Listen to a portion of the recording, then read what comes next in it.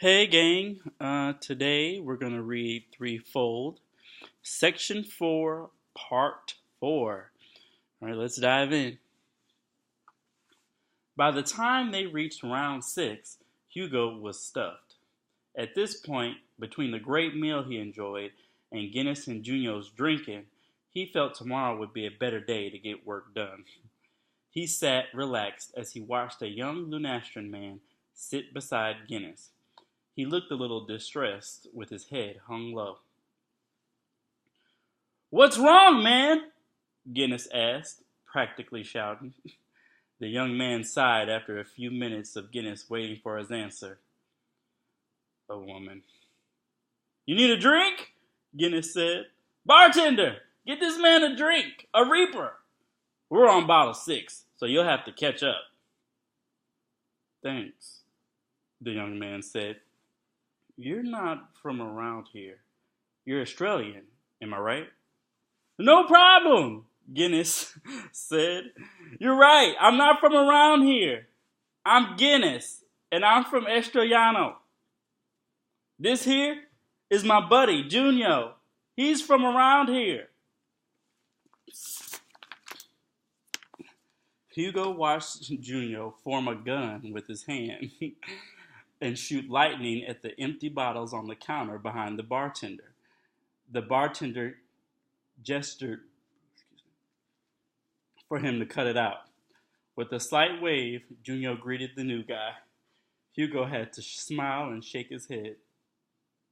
"Keep them coming, bartender," Guinness said. "We've got a third." "Name's Tsuyoshi," the new guy said. He had unkempt black hair consisting of bangs hanging off at the sides of his face, sideburns, and a short ponytail. His brown eyes had a forlorn look about them. He shared a bit in common with Guinness, primarily height and bulky weight. They looked about the same age, too. Tsuyoshi, Junyo, and Guinness clinked their bottles together. They had moved on from using glasses 4 bottles ago, and they downed their drinks. "If you're buying," Tsuyoshi rushed to catch up. "I'm drinking." Guinness laughed. "You're a smart man." Hugo shook his head again. He wondered where this genial Guinness was earlier. He would have said it was the liquor talking, but he concluded it was Mateo. A blind man could see Guinness harbored anger and hatred toward Mateo, but it became clear to Hugo Guinness lost himself in that anger and hatred when Mateo entered the picture or conversation.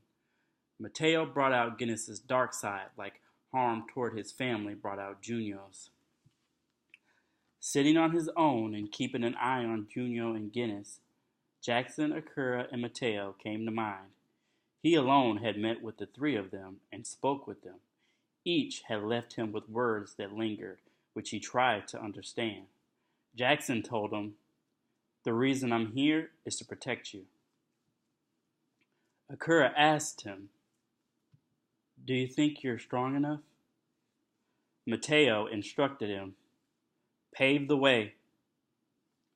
The brief meetings he replayed in his head.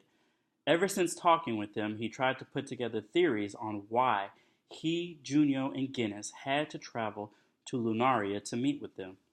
He had a feeling they were always close by already. Jaxson had changed, but Hugo wasn't sure to what extent. He hadn't seen or known him for 5 years. He couldn't believe Jaxson killed Leiko, but he kept remembering the blood he saw on Jaxson. Takashi had said they weren't sure how Leiko died, but if that was true, why had there been blood?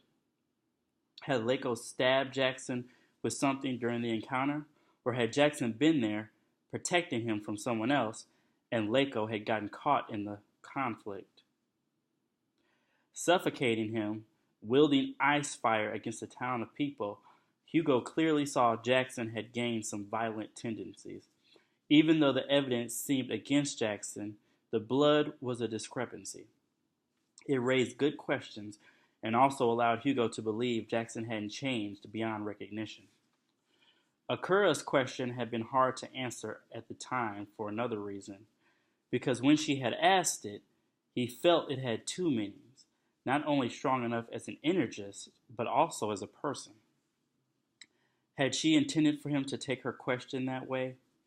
It was a complicated question with too many answers that relied on analyzing himself thoroughly. With the addition of Mateo and his instruction, Hugo felt he was in the middle of a test. Maybe not just him, maybe Junyo and Guinness were being tested too. Regardless, he felt he had to pass the test, whether it was a test of his character, a test of his abilities, or a test of both. He had to make it to Lunaria and be strong enough to handle whatever Mateo, Akura, and Jaxson had planned for them. All right, guys, I'm going to make this a short and sweet one. That was part 5, and, comments, questions, concerns, leave them in the comment section below. Please keep coming back and listening. I really appreciate it. Have a good one.